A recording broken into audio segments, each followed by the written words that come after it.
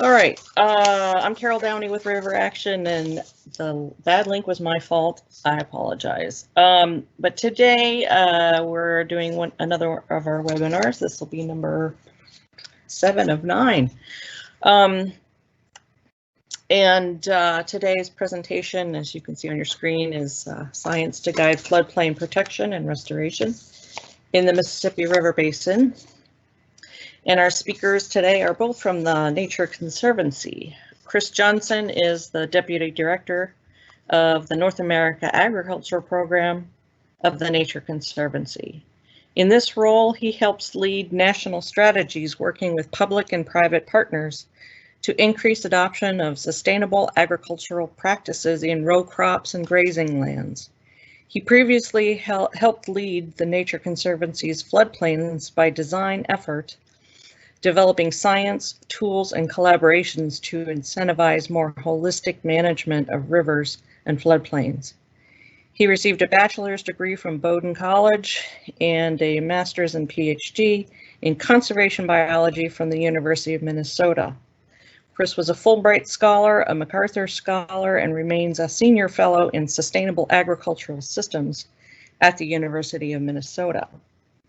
And our other speaker will be Eugene Yacobson, and he is a GIS analyst for the North America Regional Office of the Nature Conservancy. He provides geospatial analysis, mapping and data visualization, and decision support tool development expertise across a variety of the Conservancy's work in North America, focusing in on particular projects related to floodplain adaptation and sustainable agricultural practices. Prior to joining the North America Regional Office in 2018, Eugene was a GIS analyst for the Conservancy's Michigan chapter, supporting a wide array of freshwater conservation efforts throughout the Great Lakes region. He has a bachelor's degree in anthropology from University of North Carolina at Chapel Hill and a master's in environmental management from the Nicholas School of Environment at Duke University. So with that, I'm going to turn it over to, I believe Kris is going to start us off. Yeah, well, thanks, Carol. Thanks for the introduction, and thanks everybody for bearing with us and coming to listen to the presentation today. And I'm not sure who all is in the audience, but some of you may have heard pieces of this presentation before. Eugene and I have been working on this for a few years, and we launched the floodplain prioritization tool kind of officially and publicly about a year ago. And so we've given a few different talks about it. So some of this may be material that some of you have seen before at different conferences or events or things like that. But also we do have some next steps that we've taken and some new parts of the project that are underway that'll be new information as well. So anyway, really look forward to telling you about the work that we're doing and trying to identify some opportunities how this science and these decision tools that we've been developing can actually kind of get out there on the landscape and help be useful to get more conservation and restoration work done of these important ecosystems. So moving on to the next slide, Eugene. So the Nature Conservancy comes at floodplains with a pretty broad perspective in mind. We're really interested in how these really important high-functioning ecosystems provide multiple benefits. They create habitat for terrestrial and aquatic species. They help capture sediment and filter nutrients that can otherwise impact the Gulf of Mexico and impact our local rivers and streams as well. And of course, functioning, connected, intact floodplains also convey and store floodwater, which can have really pretty noticeable effects for a lot of our cities and our farms, up and down the Mississippi River Basin and beyond. And so managing these areas well is really important for flood risk mitigation as well. The Nature Conservancy knows this. Next slide, Eugene. The Nature Conservancy kind of knows a lot of this firsthand. We've been doing projects in floodplains for a long time. This is just a map showing a sampling of a few projects some of you may be familiar with. But a lot of these projects, in Emequon in Illinois, we purchased a parcel and installed some sort of reconnecting gates that reconnect this this wetland area to the Illinois River. A lot of these projects are, they're incredibly time intensive, they're labor intensive, they're expensive, they require years and years of work and lots of funding. And so even though, we and lots of other partners, many of you probably have been doing projects like this for a long time, we still have a long way to go. We'd like to see a lot more targeted floodplain restoration, targeted floodplain conservation up and down the Mississippi River and its major tributaries. Having projects, at a much bigger scale across the basin would deliver those benefits that we just talked about to a much greater degree. So this leads us to this key question of how do we scale up? How do we get more of these projects to happen? Could we develop some science and some information that could guide us to places that we think are particularly high value, that are really good opportunities to do the next projects that we might want to do? And so with these kind of guiding questions in mind, we set about to build some information that could be useful to inform this work. And one of the initial things that we ran across, and many of you have probably experienced this as well, is just an awareness of the patchiness of a lot of our current information that we use to manage rivers and floodplains. And this is just one example showing some coverage of FEMA maps, for example. And so as you can see, there's a lot of gaps in where FEMA has been able to develop mapping products over time. And of course, even if you dove more deeply into a lot of these counties that are blue, that have flood maps, we would find that they were developed at a varying point in time with varying models and methods, and some of them are better, some of them are not as sort of up to date and not as informative for guiding our work. And so what we really were looking for was a better approach that could give us a comprehensive, sort of consistent, systematic picture of rivers and floodplains across really large scales. And so with that in mind, we built a partnership with some researchers out of England, actually, at the University of Bristol, who had developed kind of a first of its kind, large scale, physically based flood model. It operates on a lot of the same physics and a lot of the same principles that are in higher resolution, smaller scale flood models, but it uses sort of, supercomputing and a little bit less low, a little lower resolution input data to complete those analyses and generate those floodplain maps over much larger areas. And so working with them, we developed kind of the first of its kind wall-to-wall coverage floodplain map for the entire coterminous US. And the neat thing about their modeling approach is it not only develops floodplain maps and depth grids predicting flooding for so-called 100-year events, 1% chance events, but it generates maps for multiple return events. And the model has been, pretty well published, pretty well validated and compared against sort of local high-resolution products.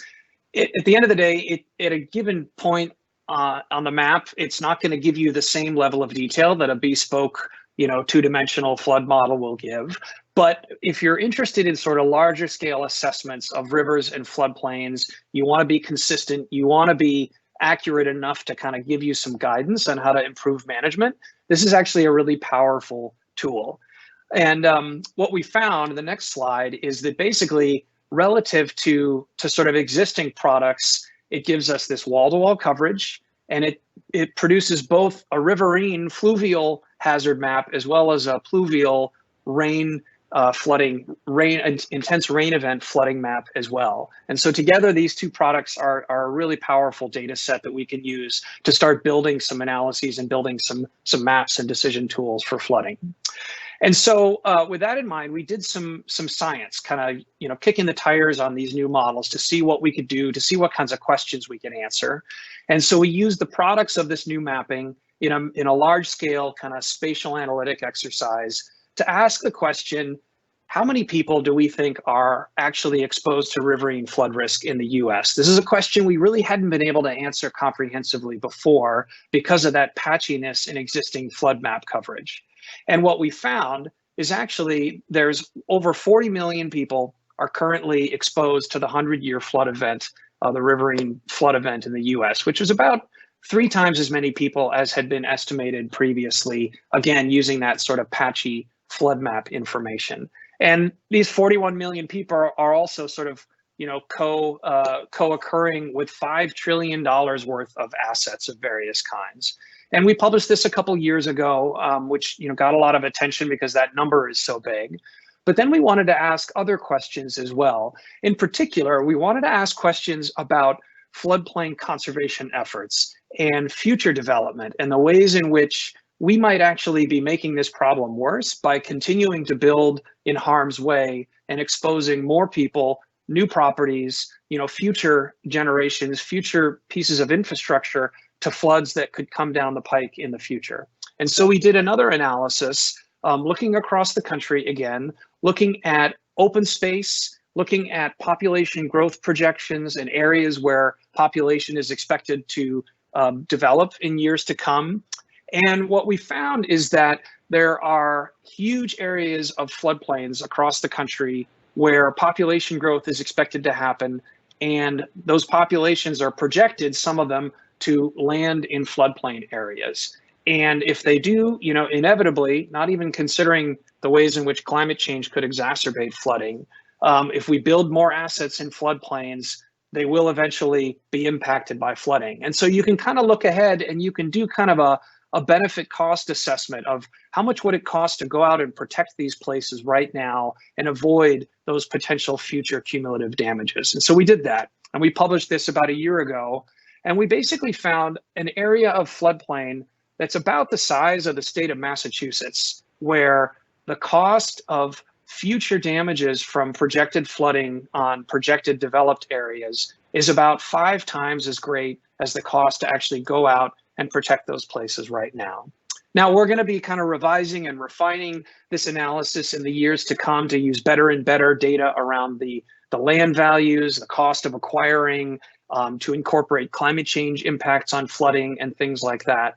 But this was sort of a first cut estimate of, you know, are there some smarter ways that we could think about managing our floodplains just from the point of view of reducing the flood risk and the flood damages that we all end up paying for, you know, through the NFIP and through our insurance rates and things like that. So I wanted to share all of that with you because this new flood model, this series of sort of scientific efforts that we've done, this is really generating the data that are the foundation of this tool that Eugene has developed and that we've built and launched on our Nature Conservancy website. And this is the floodplain prioritization tool, which at this point has been developed for a major section of the center of the Mississippi River Basin, and this is publicly available.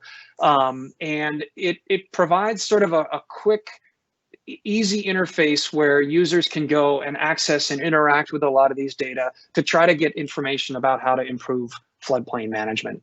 So I'm going to hand it over to Eugene now, who is really the technical mastermind behind a lot of this tool and a lot of these analyses, and can walk you through in much more detail some of the data and some of the functionality of the tool itself. Thank you, Kris. So I'm going to be taking you all through what this tool actually looks like, what it can do, and the data sets behind it all, and try to give you a sense of how you might use the tool and what the experience of using it is actually like. So the essential goal of this floodplain prioritization tool is to help us be more precise about where we might want to work, more transparent about why we might want to work in those places, and to help us get more clarity, at least in a general way, about how we might want to work there. And the core features that help us achieve that are the existence of this really comprehensive wall-to-wall flood model that Kris just told you about, that tells us where floodplains are at a fairly high resolution based on actual physical modeling and climate data. Through the tool, we have an easy, dynamic way to think about the criteria that we want to consider in screening for priority areas, and we can layer those on top of one another to think about sort of the multiple benefits of floodplain conservation. And we can do this at multiple scales for the whole basin, but also at a regional or even a very local level. And all of these things together provide us with a general framework for building localized spin-offs of the tool, where we work with partners from a state or a region and apply the same general approach that I'm going to share while customizing the data layers and information to the specific needs and the data within that region. So I'm just going to dive right into what the tool actually looks like. This is an overview snapshot of the user interface, and I'll be going through each of these little pieces in a moment, so you don't need to squint too closely at this particular slide. The big picture is pretty simple. You have a bunch of widgets on the left in the sidebar that you use to set various criteria, which are then used to query out units on the map on the right. And the map will change on the fly to show you only those places that qualify for all the criteria that you've set. But what I want to talk about first is this area in the red box, which has 3 key parameters that frame everything that you do in this tool. So the first thing we do is we select the flood frequency interval that we're interested in generating priority sites for. So that can be the 1- and 5-year floodplains, which are generally the most relevant for things like improving water quality by removing nitrogen. It can be the 1- and 100-year floodplain, which has, of course, regulatory significance.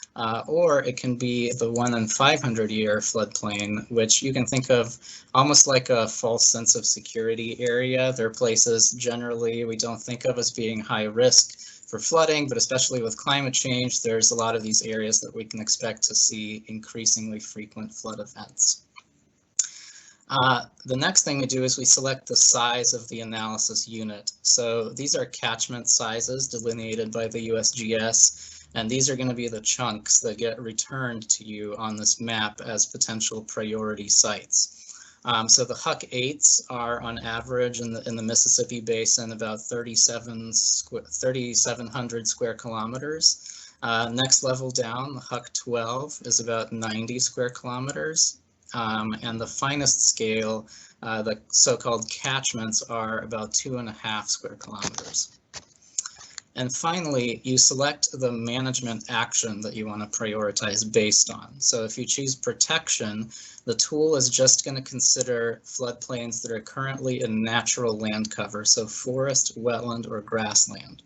And if you choose restoration, it's going to consider only floodplains in altered land cover, so ag or pasture that you could potentially convert back to natural cover. So once you've set those 3 basic parameters, then it's time to set some of these other criteria that are going to result in some kind of an output. And I'm going to go through what those are and the data that they're based on. So the very first thing we likely want to look at in every case is how much floodplain is there for us to work on. And we have a little slider here that lets us specify a cutoff range of acres. So if the management action you have active up at the top is protection, then it's querying on acres of floodplain and forest, wetland, or grassland. And you can see that mapped on the map on the left, with red being higher. If the management action is restoration, it's going to query on acres in ag or pasture, which is mapped there on the right. So basically, it's just simply how much is out there in terms of floodplain. The next thing we consider is water quality, which in this case really means nutrient loading. This data set is based on the USGS Sparrow model, and it tells us about nutrient loading from 2 different perspectives. One is the nutrient load that each catchment contributes to the local waterway that it flows into, which you can see mapped there on the top right, again with red being higher. And the other perspective is the nutrient loads from each catchment that actually make it to the Gulf of Mexico, so accounting for everything that gets removed along the way. And you can see that mapped on the bottom left. So from the perspective of actions on the landscape, if we're looking at protection, we might consider areas with lower nutrient loading, as these are kind of places we want to keep as is, that we want to prevent from converting to ag use and starting to generate those nutrients.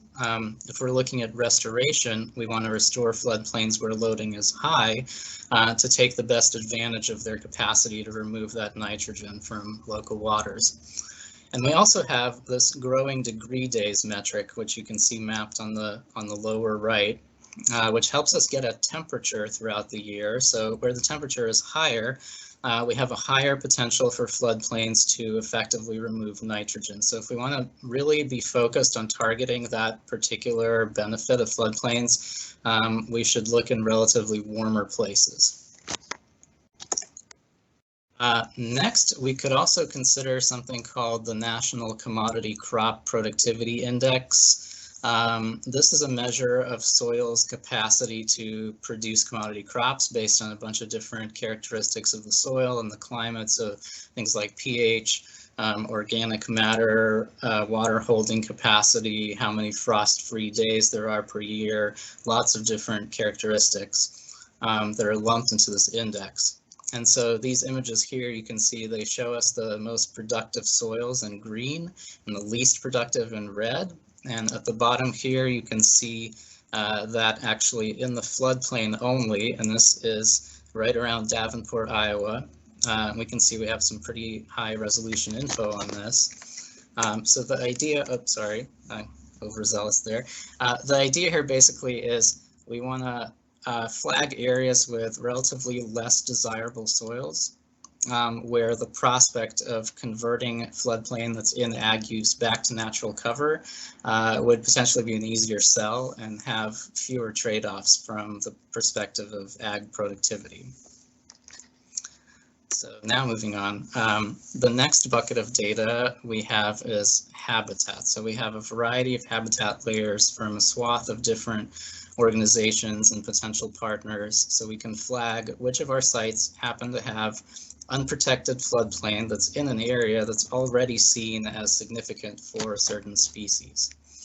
So what we have here is at the top left, important bird areas. These are places that Audubon has identified as important places for birds, and these are at a global scale, continental scale, and a state scale. Top center, areas of biodiversity significance that TNC has identified as places that are conservation priorities in the past. And at the top right, we have critical habitat of species covered under the Endangered Species Act, and this is data from the Fish and Wildlife Service. Bottom left, bird migration corridors and habitat for birds on the American Bird Conservancy watch list. Bottom center, number of wetland species that have been flagged as imperiled by NatureServe. And finally, at the bottom right, we have data that comes from an analysis that was done in 2015 by the National Fish Habitat Partnership, which looked at every stream reach in the US and characterized it with an index that speaks to the level of anthropogenic disturbance in the watershed for fish habitat. So lots of different habitat layers. And the final bucket of data is related to helping us characterize the impact of flooding on human population and property. So the first thing we've done is we've calculated how many people are living in the floodplain now, as well as projected out to 2050. You can see the current population up there in the top right, future population in the bottom left, again with red being higher. So what this lets us do is identify relatively unpopulated floodplains in the present day where we expect to see significant population increase. So if we dedicate those areas to some conservation land use, we can hopefully forestall those population increases and that increased exposure to flood risk. And then we use that same reasoning for property damage. So here we have used information about built structures, and we have equations provided by the Army Corps that relate flood depth, which is something that we have in our floodplain model, to monetary damages to certain types of buildings. So we can translate flooding to monetary values. And on top of that, the EPA has extrapolated where they think these different types of buildings are going to be in 2050. So we bring those things together, flood depth, damages, and these projected growth scenarios, and we get a monetary value of how much damage we think flooding might cause in the future. So now what this gives us is a really key building block for making the economic case for the value of floodplain restoration by showing the damage that could be avoided if we prevented development in the floodplain. And the last bit of data related to this people side of things is we have a layer that addresses social vulnerability, which looks at a lot of different demographic variables. So there's 22 demographic variables from the 2016 American Community Survey, things like per capita income, what's the age structure of the population, what's the racial and ethnic demographics, how many people have less than a 12th grade education, what are people paying in rent in those areas, and lots of other variables. So these are all rolled up by census tract nationwide. And so this is a really neat data set that we're using not just in the tool, but also in some parallel floodplain related analysis that we'll get back to later in the presentation. So that was a run through of the data. And next, I want to turn to giving you a better feel for the outputs of the tool and the kinds of questions that using the tool might help you think through. Basically, I'm going to do this kind of like a PowerPoint flip book to give you a high-level feel for how it might be to actually use the tool. So one approach would be to explore the possibilities for floodplain conservation at the scale of the whole Mississippi Basin. And one of the key decisions that would have to be made at the outset is to think about the multiple benefits of floodplain conservation and the ultimate goal of what you're trying to achieve. So for example, are you trying to be laser focused on reducing nutrient runoff to the Gulf of Mexico? Or is there some extent to which you're willing to, so to speak, sacrifice nutrient benefits for the sake of taking advantage of some of these other many benefits that floodplains provide? So your answer to that question, your overall goal is going to affect how you use the tool, because the tool is really completely open-ended in that sense in terms of what criteria, what thresholds you apply. So for this first example, I'm just going to assume geographically we want to look at the big picture and we want to be completely focused on nutrient reduction. So now we can use the tool to kind of coarsely screen for watersheds that deserve more attention. So we go up here to our three main parameters, pick the 5-year floodplain interval probably, because these are the floodplains most consistently involved in uptake of nitrogen. Set the spatial scale to that coarsest Huck 8 level, and let's just say we're interested in restoration. So now we can set some of our criteria. Let's say there's got to be at least 5,000 acres of 5-year floodplain in these units, and you can see some of these units have started to disappear. Then we can say, okay, show me the places that are also in the top half of the distribution of all these catchments for nutrient loading, both locally and to the Gulf. So again, it starts to narrow down. And then we can throw in growing degree days. So show me the places that are relatively warmer, and denitrification as a process is going to be relatively more active. So in that case, we get something that looks like these maps, this map here. These are the places where we think restoration could really increase nutrient uptake. It's warm, there's lots of nutrients coming in, and there's lots of potential floodplain that we could restore. And at this point, I just want to really quickly show that you can click any of these units and learn a bit more about what's going on in that watershed. So you can see this watershed is the Big Muddy. It's about 1.5 million acres. You can see it has lots of 100-year floodplain, about 78,000 acres in forest or wetland, 73,000 in ag or pasture. You can see that the local nutrient loading and the nutrient loading to the Gulf is relatively high, in the mid-70s on the 1 to 100 scale. There's about 200 people living there, and there's potentially going to be as much as almost $400 million of future damages in that area. So it's just a way that you can kind of quickly get a sense of what's happening in these areas. So now we've created this kind of nutrient-focused map. Let's say, what does that look like if we actually want to bring in some of these other criteria?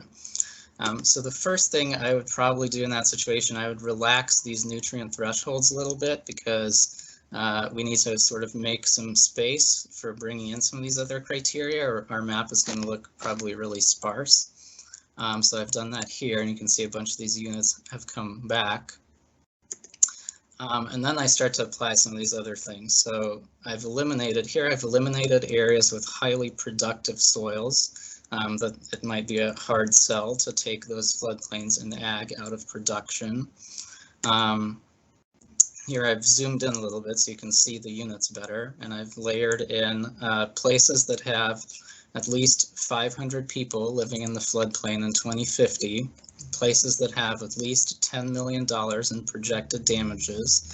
And finally, I've used our social vulnerability index to eliminate the places that demographically are maybe the most privileged areas, higher incomes, higher education levels. So we get a map sort of like this. So now we have kind of a 1,000-foot view of a priority map that considers these multiple benefits. Not just nutrients, but soil productivity, human exposure, economic damages, demographics. And so the last key feature I want to demonstrate is the power of scale. So let's say I pick one of these areas, like this one in the red box, around southern Illinois, where the Mississippi and the Ohio converge. And I can zoom into that area, which I'll do here. And now I can actually switch my watershed units to a finer scale. I've switched them to Huck 12. And you can resolve that area into these finer units and kind of do the same thing again. So I've said, you know, show me the places that have at least 500 acres of 1 in 5 year restorable floodplain. And I can begin to narrow them down. Places that have high nutrient export and are relatively warm, and we get this nutrient focused map. Or we can backtrack and say, I don't want to just focus on nutrients, I want to bring in other things. So we relax our nutrient threshold a little bit, or else we'll wind up with probably like 2 or 3 places. And then bring in, you know, places that have relatively less productive soil, places that the Nature Conservancy has identified as being a conservation priority, places that have relatively more severely stressed fish habitat according to this Fish Habitat Partnership Index. And we can continue like this with the population aspect. Where are there going to be a certain amount of people living there in the future, and at least $500,000 in damages? So we can really narrow down on this kind of a map. And then we can actually do this one more time. So if we zoomed into this area, which is around Paducah, Kentucky, we can zoom into that. And now we can actually use this catchment scale.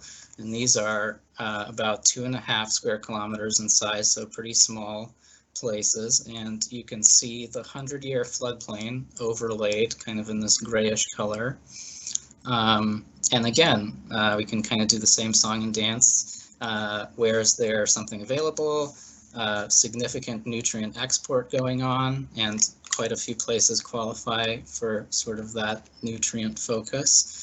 Or we can layer in these other criteria. The Nature Conservancy has identified them as being priorities. They have some at-risk wetland species. They're in a bird migration corridor, relatively stressed fish habitat, some amount of people living in the 5-year floodplain, which is somewhat rare, so notable to flag that, and at least $10,000 of future damages. So we get something that looks like this.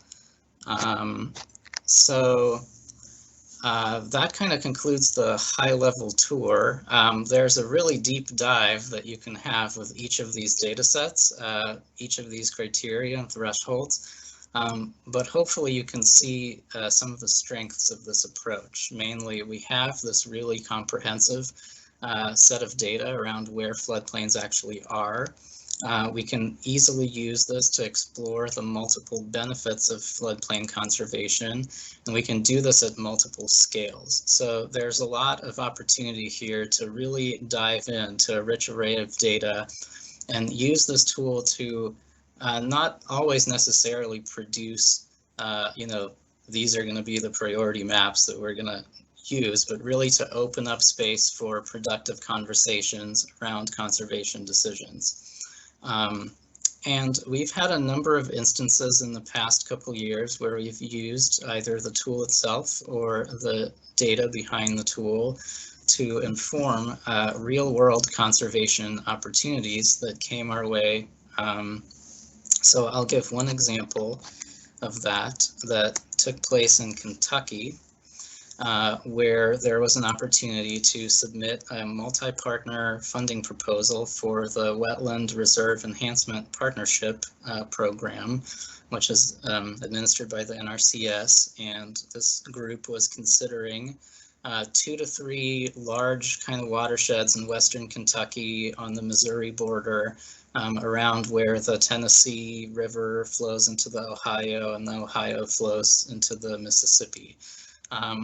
And so we used the data behind the tool to sort of flag within these large watersheds, which you can see kind of in the thick black outline here, where are there priority catchments within that where we can focus. And we identified the sort of reddish areas that you can see.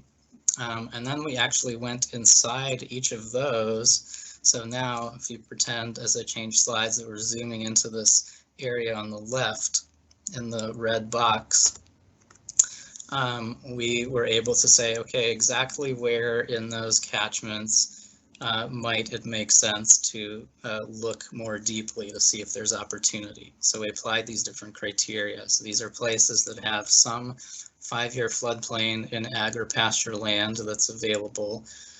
They're in the top half of the distribution in the whole basin for nutrient loading, not just to their local waterway, but also to the Gulf of Mexico. They're in an area that Nature Conservancy has identified as a priority, and they have some amount of projected population that's going to be living in that floodplain, as well as projected property damage in that floodplain. So you can see some of these areas here. This whole area is a Bayou de Chien Creek, which ultimately flows into the Mississippi. And we did the same thing in an adjacent watershed, which flows into the Tennessee River. So ultimately, we were able to create basically a checklist of criteria that were met by various places in this region to justify conservation funding. And this proposal was ultimately funded for $10 million, and implementation is currently underway. So that example mostly didn't involve the tool itself, but it used all the data that's behind the tool kind of in our own sort of improvised analysis.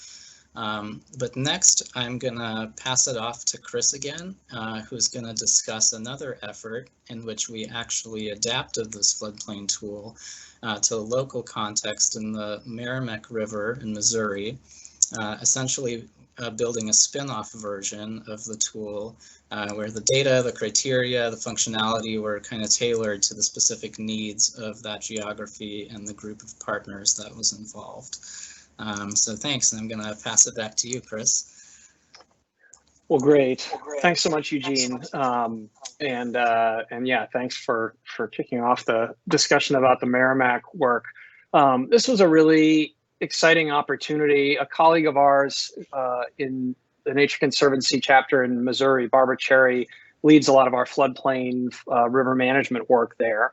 And the Nature Conservancy had been asked to essentially, be part of a floodplain management planning process that was convened under the umbrella of the Silver Jackets program. And as I'm sure many of you know, the Silver Jackets is an Army Corps of Engineers national program that basically creates the context in which the Army Corps can facilitate collaboration with state agencies, with other local partners in kind of local intensive planning processes and projects. And the Merrimack is a really important place to do this work. It's about 115-mile river flowing through urban and rural parts of Missouri into St. Louis and down to the Mississippi River. And it's a conservation priority. It's also a sort of flood risk and flood damage zone that has experienced a lot of impacts in recent years. And you can go to the next slide, Eugene.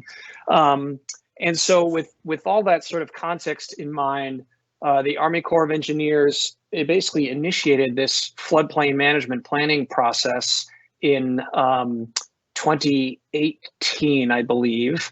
And there were a number of different municipalities participating, I think 11 different political jurisdictions, including multiple municipalities, multiple counties, multiple state agencies, and other partners.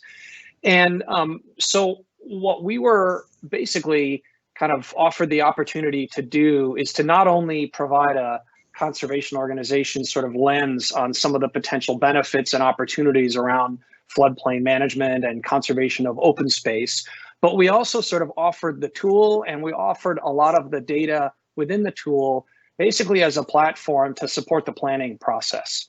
And so Eugene developed, working really closely with the local Army Corps of Engineers partners and others, developed, as he indicated, kind of a local customized spin-off tool of the floodplain prioritization tool that he just showed you, which we created for the whole Mississippi Basin.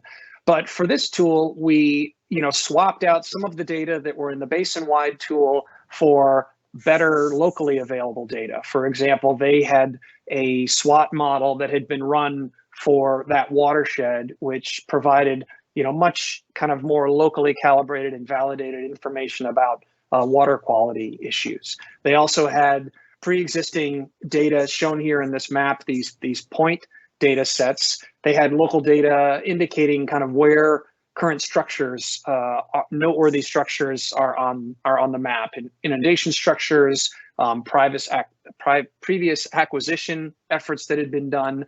And so there were these local data that could be folded into the prioritization exercise so that in this conservation open space management planning process, they could kind of look at a lot of the things that were on the landscape and on the ground and underway, and layer that in with an exercise to sort of prioritize future acquisitions and future management planning.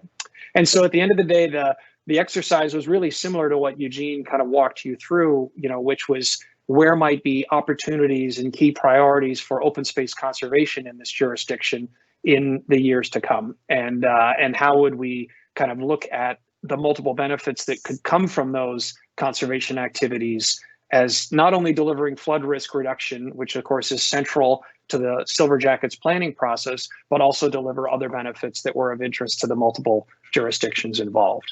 And that public planning process culminated almost a year ago in a series of meetings that were held with partners in January. And the implementation of that is now, I think, underway. So the next thing we wanted to tell you about, kind of given the research that was behind the floodplain tool, and given sort of the walking through the implementation and the application of the tool in different contexts and different circumstances, we wanted to talk about next steps. We wanted to talk about sort of where this is going and what the opportunities might be. And really a key thing to know is that this is a living product. This is a dynamic thing. We're continuing to invest time and resources in making sure that the tool doesn't sort of become stale and out of date, making sure that it's as useful and relevant to partners and to decision makers as possible. So here's just a list of sort of some higher level things. For example, the flood model that I presented at the beginning from that research effort has actually been kind of redone and updated and improved. And so we're about to kind of rerun all of these analyses with a significantly improved flood model product that is, as you can see here, it's about 9 times greater resolution, higher resolution. So that will be a real improvement. We also have new data from USGS, and the Sparrow model was finally updated and data were re-released, reflecting sort of the last 15 or 18 years of changes in the landscape, changes in precipitation, changes in conservation practice implementation, and all of the ways in which those changes are actually influencing kind of nutrient loading and nutrient delivery in the Mississippi Basin. So we'll update the nutrient aspect of the tool with those new data.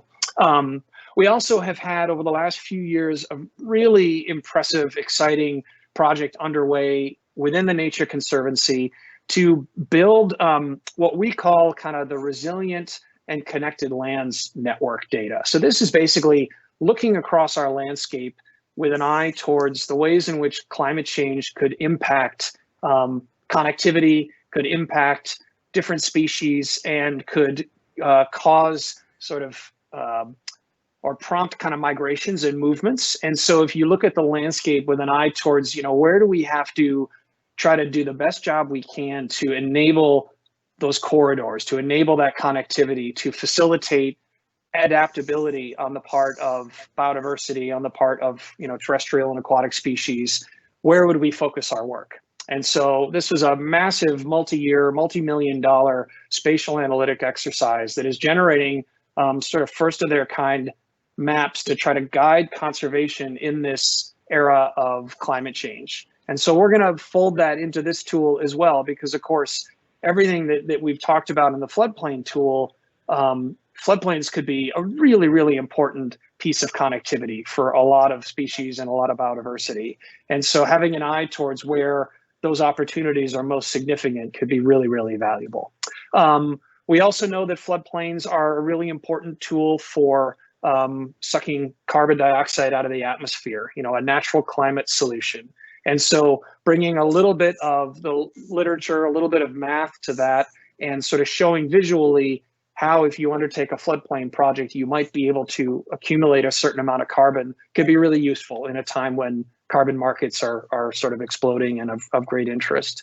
And then we continue to develop kind of customized local applications that are attuned to specific decision-making opportunities. Eugene is working on one right now with some colleagues in Western Tennessee to guide kind of integrated river and floodplain management there.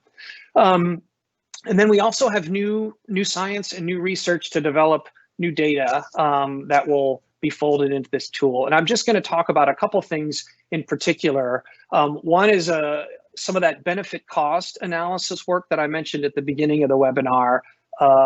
We have the ability to update that and to not only kind of update it and make it more rigorous, but also to then sort of downscale it and make it more actionable in specific places to guide local counties, states, municipalities that are interested in open space conservation, to guide some of that work with sort of much more close to the ground, more rigorous information.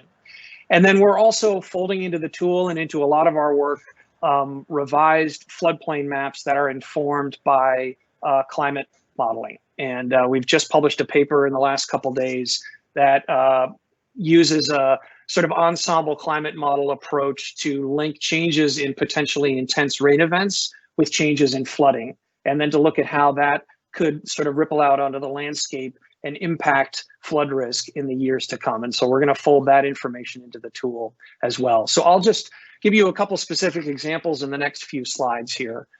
So related to the benefit cost work that I mentioned, this is just a one sort of zoomed in example in and around Louisville, where you could imagine looking at particular parcels with information about where future development is likely to happen, where current open space exists, what the best available sort of current land value information, and then projected information about damages that could accrue if development is allowed to sort of unfold in the ways in which population projections expect that it might. And you can do these sort of spatially explicit benefit cost estimates to try to create a map, create a picture of where might current conservation efforts be most be most profitable, basically have a greatest return on investment for reducing those future damages. And so that's the kind of information we want to develop to kind of inform local decision making with that lens in mind. And then I mentioned the climate change work that we're doing. And so a brand new paper just came out earlier this week in the AGU, the Geophysical Union journal, called Earth's Future. And this was led by a colleague of mine, Daniel Swain, who's a climatologist. And essentially, like I said, it used a large scale climate ensemble to look at different emissions projections in different time periods and how those different emissions projections could impact intense rain events. And we can look at the top graph here. These are data that are much higher resolution, but they've sort of been summarized to state scale just in this map. In the near term, up to 2049, a sort of lower emissions scenario, we see some change in intense rain events and rain event driven flood exposure, particularly up in kind of the northern part of the Mississippi Basin. But as we look a little bit further into the century and at higher emissions scenarios, a lot of the Mississippi Basin, again, particularly in the upper Midwest and then also in Louisiana and Arkansas, a lot of those projected changes start to become more significant. And those are changes in flood exposures just due to climate change. When you then fold in the potential projected changes in population and where those people may be moving and developing and cities expanding outward, in the next slide, you can see actually that combined climate change and population growth sort of unfortunately work together to more than additively exacerbate flood exposure. And so what you see here is sort of the baseline of the ways in which climate change, population, and together they're creating flood exposure. So the baseline is they're all sort of equal in our baseline. But then going forward, you can see how not only are they additive, but in some cases, the ways in which population is growing happen to be, unfortunately, completely coinciding with some of the places in which climate change is going to exacerbate flood risk. And so that risk is even greater than we might expect in some places on the map. And so that combined sort of double whammy of increased risk exposure just proceeds in the decades to come. We've also been involved in another body of work that's really exciting and really interesting. This is working with some colleagues at the University of Iowa, Eric Tate and one of his students. And this is around social vulnerability. And Eugene mentioned some of the social vulnerability. Oh, I'm sorry, I skipped some of those high resolution climate change maps. We can go back and I'll just show these before I go to the social vulnerability piece. Thanks, Eugene. Sorry about that. So this is just a couple quick localized maps of some of what those climate change projections look like. And again, the present day sort of flood extent is in blue, and you can see, again, this is Louisville, a particular areas in red where that extent of flooding is projected to increase just in the next few decades or so. This next map then also looks not only at flood extent, but at flood depth. And so if you only look at flood extent, in some cases, future flooding may actually not look too much worse. But if you then also look at the places where there is current flooding, but it may actually get deeper in years to come, then the potential impacts from flooding become even more striking and startling, because a lot of the places that are currently in the floodplain are going to get deeper. And so that, of course, means more severe impacts to buildings, more severe impacts to people, more costs and more damages incurred. And so together, this sort of change in depth and change in extent information is really powerful to look at side by side when trying to do planning and sort of proactive management looking towards the future. Okay, so then getting to the social vulnerability piece that I started talking about. So we have some of these data already folded into the tool already, and I show them here because they're really powerful. It's a really kind of important additional frame to look at when you're trying to evaluate the impacts of flooding and the value of trying to mitigate and reduce flooding in years to come. So this is a national map using publicly available data, but reanalyzed to look specifically at components of social vulnerability that are particularly relevant for flood exposure. And as you can see, there's really sort of some striky patchiness to where areas are particularly, we have communities that are particularly vulnerable to flood exposure. But when you overlay that with flood exposure in the next slide, you can kind of create a bivariate sort of, high integrated analysis of where is flood exposure really high, and where is that high flood exposure also overlapping and intersecting with communities that are particularly at risk and particularly vulnerable to the impacts of flooding. And so what we see here is a lot of the areas in sort of the central southern part of the Mississippi River Basin, and then a lot of areas over on the coast and coastal southeast and in Florida are really places that jump out as kind of being coincidences of these two factors. And again, this information is being folded into the tool and being kind of rolled forward into how we try to use the data to identify opportunities for projects going forward. So the last couple things I wanted to mention is, what do these data look like? These social vulnerability flood exposure data look like zoomed in, again, sort of similar to the climate change data.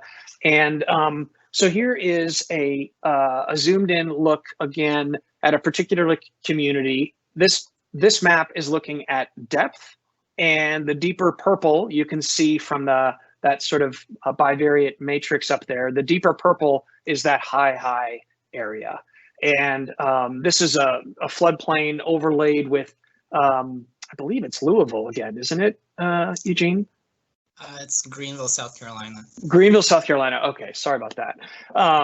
But you can see again here, there are these spots on the map that really jump out as places where the flood depth is going to increase in the future. And in those places where flood depth might increase, we have communities today that have been identified as particularly at risk to the impacts from flooding. And the next map shows a similar kind of interface, but this one is looking at changes in flooding extent, and the parcels have been mapped by census block instead of by the floodplain. And again, it's a really important kind of lens to look at as to where that flood water is going to be greater in the future and what that means for communities that are particularly vulnerable to impacts. So I wanted to just run through some of the sort of the things that we continue to think about, the important research questions, the important new data that we're developing that we want to continue to bring into this tool and into the sort of science-based and really informed approaches that we all are trying to use to better manage our rivers and floodplains into the future. So with that, we'll wrap up, and we'll be happy to take some questions, direct you towards some of the resources that we mentioned. Here again is the URL for the floodplain prioritization tool. The full URL is on the right, and the sort of shortcut is just fptool.org. And then if you have questions for either me or for Eugene, our email contact information is there as well. So I just want to say thanks again to Carol and to River Action for giving us the chance to present, and we'd be happy to take any questions.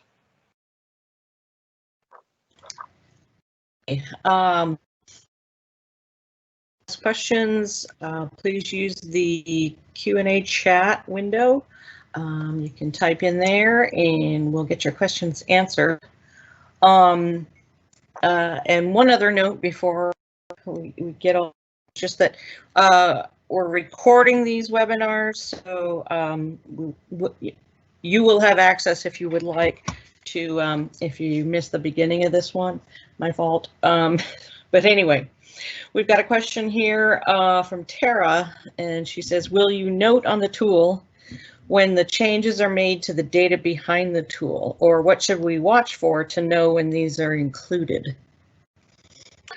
That's a great question, Tara. We've been so focused on getting the tool out there and on updating the data, we haven't actually thought much about communicating those updates to users. So I think we can make sure on this homepage website maybe we can have like a, last revised date that sort of shows when the tool was updated, and maybe a notation of sort of the recent updates that were included. We don't have provisions for that quite yet, but that's a really good point. Thank you. Okay, while we're waiting for additional questions, I had one here. So you've got this great tool, and you've shown us how it's been used out in the real world. So how would an organization or a city get access to the tool?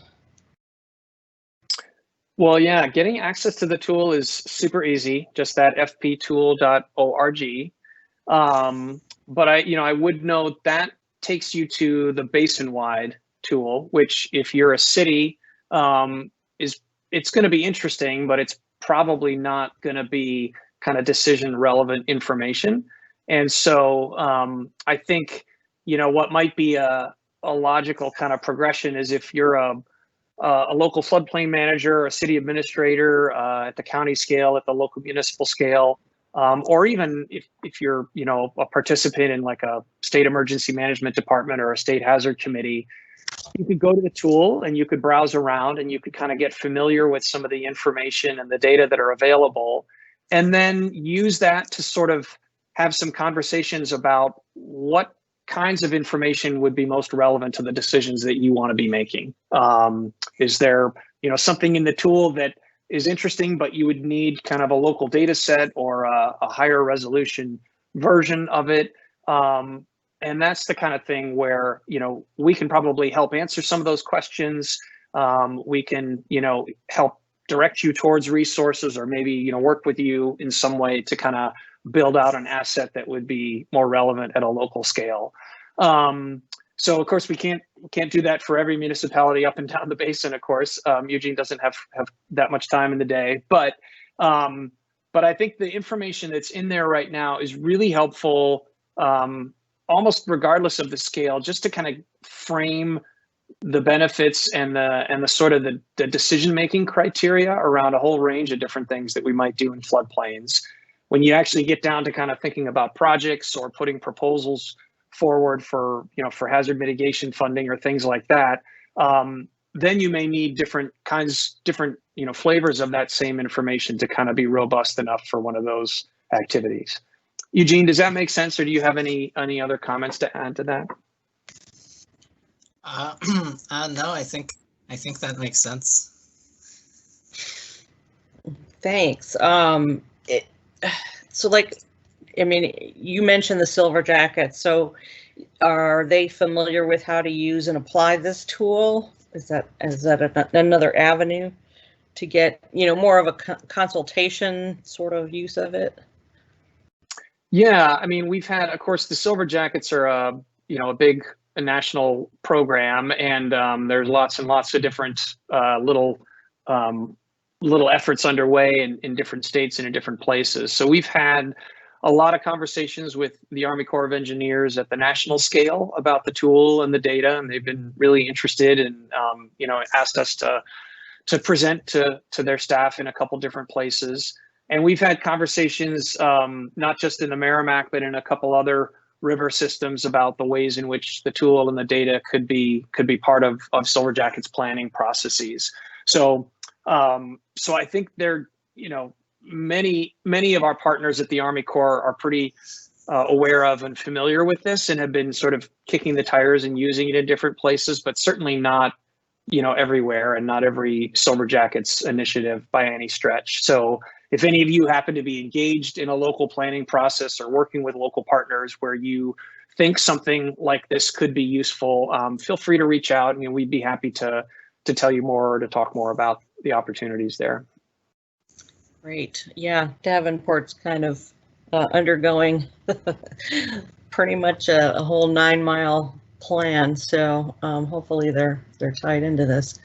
And just one other comment, that you mentioned the cost benefit ratio for conservation. Did that sort of come out of I think Nature Conservancy put out a paper about the business case for conservation? It might be a different body of work. Of course, we do a lot of work at the Conservancy trying to understand, where there could be a business case for conservation for one reason or another.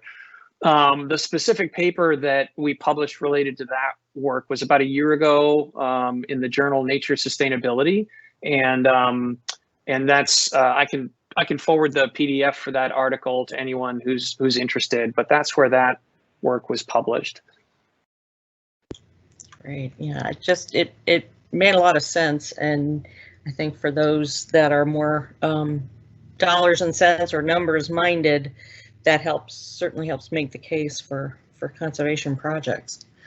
Well, and absolutely. And, we have, as part of our sort of national approach to managing flood risk, we do have a portion of our funding that we invest in mitigation, like pre-hazard mitigation. We do open space buyouts. Communities can put together proposals and apply for funding to do those projects. Of course, unfortunately, we invest relatively less of our dollars in pre-hazard mitigation than we do in post-hazard recovery and cleanup and rebuild, which is too bad, because what we found in our analysis is it really is sort of an ounce of prevention is cheaper than a pound of cure, and in many cases. And so I think if we were as a country able to sort of continue to build our capacity to invest proactively in reducing risk and avoiding future damages, I think we would find lots of opportunities to do that in ways that would make sense for taxpayers, as well as reducing impacts to people and property that, of course, are not only economic impacts, but their personal health and livelihood, in some cases people losing their lives, kinds of impacts. And so it's an economic argument, and it's so much more than that. It'd be great to see us move in that direction more and more. Absolutely. All right. Well, great information and interesting. I know the Iowa Flood Center has done has a similar sort of tool, and I know they've focused some on the social vulnerability aspects over in the state of.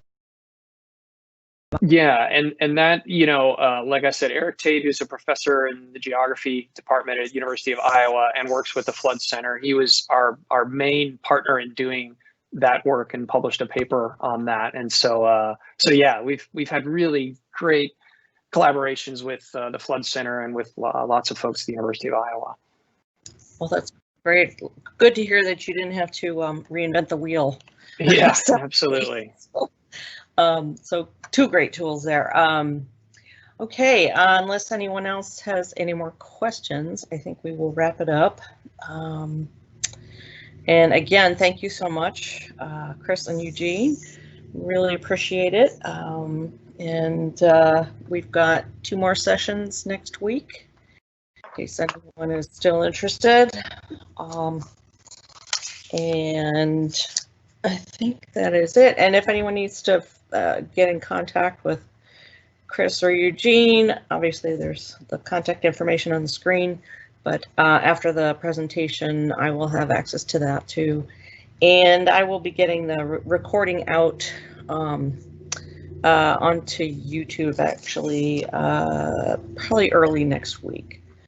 So you can email me or contact me somehow and let me know if you want or need that link, and I will get it to you. So, okay, I think that wraps it up. Thank you so much. Thanks, Carol. Thanks, everybody, for listening. Bye-bye.